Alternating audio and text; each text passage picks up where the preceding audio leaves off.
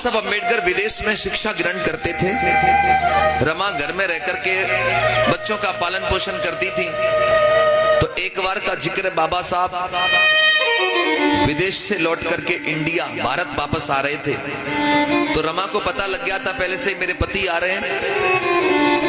तो भारत में आते ही उनके लिए एक बड़ा मंच बनाया गया। उस मंच पर बाबा साहब का सम्मान होना था। तो उनकी पत्नी सोच रही है आज मेरे पति आ रहे हैं तो घर के सारे काम जल्दी से निपटा लूं, खत्म कर लूं। आज मैं भी अपने पति को देखने जाऊंगी, अपनी आंखों से उनका सम्मान देखूंगी। तो रमा घर के सारे काम माता बहनों कर रही हैं। और जब घर के सारे गृह कार्य पूरे कर लिए, इधर बाबा साहब मंच पर आ गए हैं और रमा तैयार होने के लिए मन कर रही है कि एक साड़ी निकाल लूं और तैयार होकर के जाऊंगी। तो रमा ने जैसे बक्सा खोला, साड़ी निकाली और ऐसे करके जब साड़ी खोली तो साड़ी में जगह जगह छेद हो रहे थे।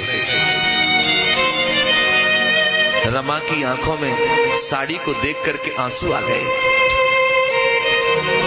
रमा सोचने लगी मेरे पति का मंच पे सम्मान होगा और ये फटी हुई साड़ी में पहन कर जाऊंगी तो मेरे पति की बेइज्जती ना होगी। लेकिन मेरे पास तो एक अच्छी साड़ी नहीं है पहनने के लिए, अब मैं क्या पहन के जाऊं और मुझे पति का सम्मान देखना ही है। तब रमा को याद आया कि साहू जी महाराज ने एक बार मेरे पति को सर पे वो फेंटा बोलते हैं पगड़ी, वो बांधी थी। अगर साड़ी नहीं है तो क्या मैं उसी को साड़ी की तरह पहन करके चली जाऊंगी। तो रमा ने वही फेंटा निकाला, वो पगड़ी निकाली और साड़ी की तरह उसको लपेट लिया माताओं बहनों। और लपेटने के बाद वो बाबा साहब अम्बेडकर का अपने पति का सम्मान देखने के लिए गई। मंच बनाता, काफी भीड़ थी। तो पत्नी कोई होगी तो पहली लाइन में ही तो बैठेगी, लेकिन रमा पहली लाइन में नहीं बैठी, पीछे भी नहीं बैठी रमा। वो पेड़ है ना, पेड़ के पीछे रमा जाकर के दूर से जाके छिप गई और वहीं से अपने पति को देख करके खुश होने लगी।